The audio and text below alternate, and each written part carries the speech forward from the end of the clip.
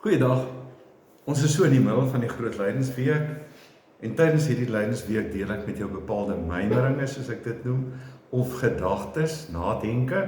In die nadenke gedagte wat ek vandag met jou wil deel, gaan oor magsvertoon teenoor roepingsbewussyn. En as ek dink aan roepingsbewussyn, dan dink ek mos aan die roeping van Jesus, sy bewussyn as die lydende Messias.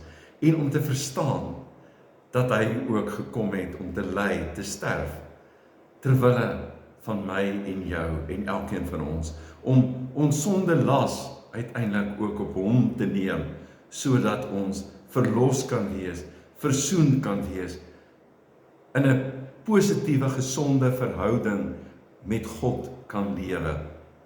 En Jesus wat van ons ook bepaalde optrede verwag, wat alternatief is in hierdie wêreld, wat anders is, in 'n wêreld waar magsvergrype so aan die orde van die dag is. En ons weet mos maar oor hoe dit na vore kom, hoe mense wil probeer mag vertoon op verskillende maniere, sou dit wees deur wapens opbou, sou dit wees deur posisies wat hulle binne organisasies het, sou dit wees deur fisieke krag wat hulle sou hê. Maak nie saak wat dit is nie, maar dat ons anders sou wees. Want dat ons eintlik maar heeltyd die vraag vra ons maar wat het Jesus gedoen?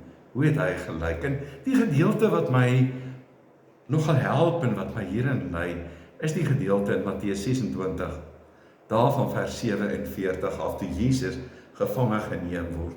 En miskien is dit goed as jy dit ook gaan lees. Ek gaan dit nou vir jou lees, en as jy dit self ook gaan lees, en iets van 'n magsvertoon sien, en hoe Jesus optree, en sy disippels wat hulle self ook dink in die rigting van geweld, en dit begin doen, en oor hoe Jesus ook teenoor hulle optree, om vir hulle te sê, maar dit is nie hoe dinge gedoen moet word nie, want ek doen dinge heeltemal anders.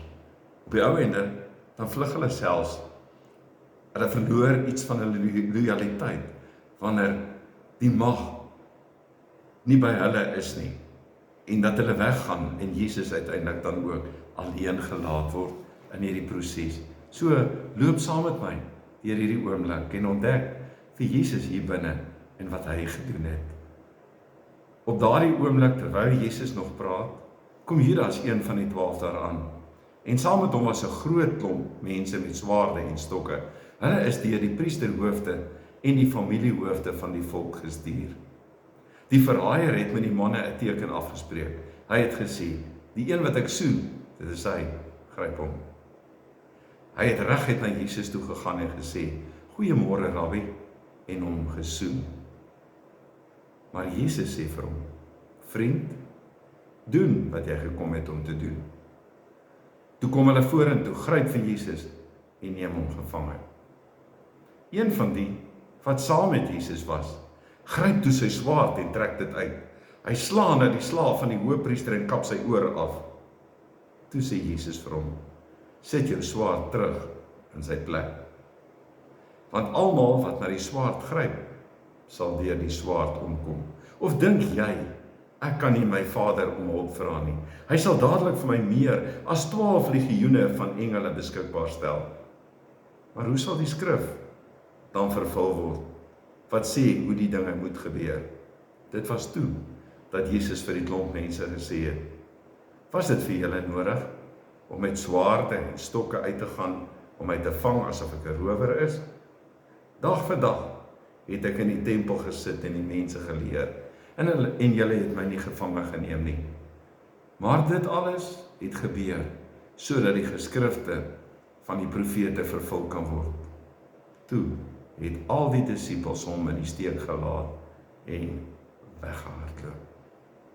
Mag die Here ons lei, elkeen, binne in 'n wêreld van magsvergrype, van magsvertoon, van geweld, om anders te wees, om anders te doen, om iets van die Jesus se gesindheid te vertoon. Mag die Here ons daarin versterk om die hele tyd sy voorbeeld ook in ons gedagtes te hou. Die voorbeeld van hom, die lydende Messias, die voorbeeld van hom, die vredeskoning. Here, baie dankie dat U ons verlei tot absolute gehoorsaamheid, tot 'n lewenstyl wat anders is. Here, dit is baie moeilik in 'n wêreld waar geweld aan die orde van die dag is en waar mag vergrype aan die orde van die dag is. Dit is moeilik om binne so 'n wêreld op 'n alternatiewe ander manier te lewe en anders te doen. Here, want ons word meegesleer deur die kultuur van die oomblik.